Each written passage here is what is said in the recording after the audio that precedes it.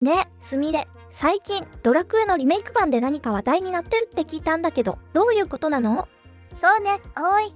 今、スクエアエニックスが批判を浴びているのよ。HD2D 版、ドラクエ3のリメイクで、女戦士のビジュアル、ビキニアーマンが話題になっているのよ。ちょっとわからない言葉がいくつかあるんだけど、まず HD2D って何？ HD2D というのは、スクエニにより開発されたドット絵と 3DCG を融合した独自のグラフィックスのことで、古典的な 2D ゲームの見た目を保ちながら、現代の高解像度ディスプレイで美しく表示できるように進化させた技術のことよ。昔のゲームみたいな見た目だけど、綺麗ってこと？その通りよ。懐かしさと新しさを両立させた、いわば進化した 2D ゲームと言えるわね。ドットグラフィックスの魅力を残しつつ、立体的な効果や美しい光の表現を加えて、現代的な見栄えにしているの。それじゃあ、見た目はすごく綺麗なんだね。それと、あともう一つわからない言葉があるんだけど、さっきビキニアーマーって言ってたと思うんだけど、それって何なの？ビキニアーマーというのは、ファンタジー作品でよく見られる女性キャラクターの防具のことよ。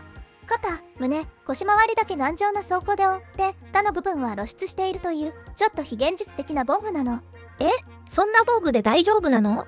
寒くないの？そうなのよ。実用性を考えると確かに疑問だらけなんだけど、ファンタジーの世界では割とよく見られるデザインなの。数多くあるドラクエシリーズの中でもドラクエ3の女戦士は特に有名で、他の作品にも似たようなデザインのキャラクターがいるわ。でも、なんでそんなデザインにするの？まあ、正直なところ、見た目のインパクトを重視しているところが大きいわね。ただ、女性に全身の鎧は重すぎるからとか、魔法的な防御があるから露出していても大丈夫なんて理由付けをする作品もあるわ。なるほど。でも、現実だったら絶対ダメだよね。そうね、現実では全然実用的じゃないわ。だからこそ、最近はこういったデザインに批判的な意見も多くなってきているの。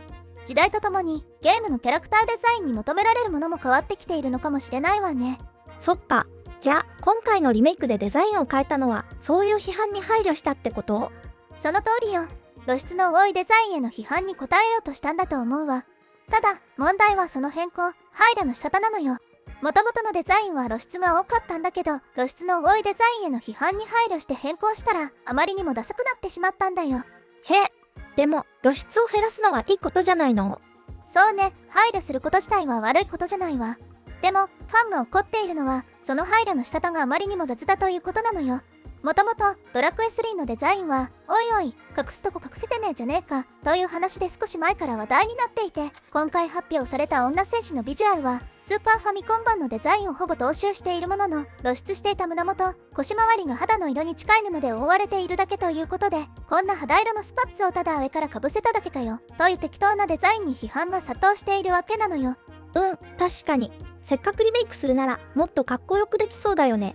そうなのよ。実は、このような変更は以前にも行われていたの。ドラゴンクエスト4、導かれし者たちに登場するマーニャというキャラクターにも同様の変更があったんだよ。そうなの？どんな感じだったの？マーニャの場合も露出していた部分にただ布を挟んだだけのようなデザインになったのよ。これも不自然な修正だと批判されたんだよ。なんだかいまいちな感じがするね。でも、他のキャラクターはどうなの？それがね、実は面白いことに、同じドラクエシリーズの他のキャラクターでは、うまく露出を抑えつつもデザイン性を保った例があるのよ。例えば、遊び人というキャラクターは、露出を抑えつつも、いい感じにデザインがリメイクされているんだよ。同じゲームの中でも対応が違うんだね。それは確かに不思議だね。そうなのよ。遊び人のルックス B も変更されていて、スーパーファミコン版ではハイレグタイプで胸元がやや開いた相性だったのが、腰回りは深めで胸元も谷間を隠すデザインに変更されているの。これはファンもいい感じに修正が加えられているって評価しているんだよ。なるほど。じゃあ、なんで女戦士だけそんな雑な感じになっちゃったの？それが謎なんだよね。ファンの間でも遊び人の露出規制はいい感じにデザインされてるのに、女戦士だけなんでこんな雑なインナーにしたんだって声が上がっているのよ。デザイン変更するにしても単に露出を減らせばいいというわけじゃなくて、キャラクターの魅力や世界観を損なわないデザインにすることが大切なの。なるほど、難しいね。でも、すみれ、他のゲームとかではどうなの？実はドラゴンクエストウォークというアプリでは女戦士のデザインをうまく修正している例があって比較的評判がいいの。露出を抑えつつもちゃんと鎧のデザインを工夫して世界観を崩さないようにしているのよ。スタッツで修正みたいな安易なやり方じゃなくて、キャラクターの特徴を生かしたデザインになっているのよ。へえ、そっちの方がいいね。じゃあ、なんで 1D2 版ではそうしなかったのかな。それが謎なんだよね。すでにデザイン例があるのになぜそれを参考にしなかったのか、この点も批判の的になっているわ。ファンとしてはすでに解決策があるのになぜそれを採用しないのって感じかな。確かに不思議だね。でも、すみれ、これらってポリコレ的な配慮なの？そう考えられているわね。最近ドラクエシリーズでは様々な変更が加えられていてポリコレに配慮しているように見えるの。へえ、例えばどんなことがあったの？そうね、具体例を挙げると、例えばドラクエのカードゲームで起きた変更があるの。熱血男という特徴が熱血に、タフガイがタフネスに変更されたり、ラッキーマンがラッキーパーソンになったりしているのよ。そんな細かいところまで変えちゃうの？そうなのよ。男という言葉を使わないようにしているみたいなの。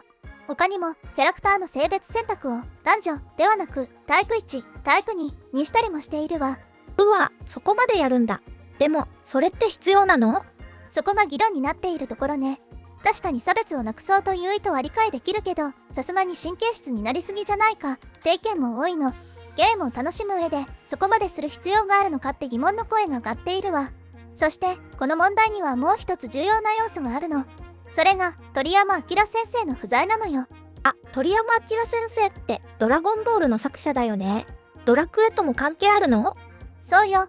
鳥山明先生は長年にわたりドラゴンクエストシリーズのキャラクターデザインを手掛けてこられたの。でも2024年3月1日に亡くなられてしまったんだよ。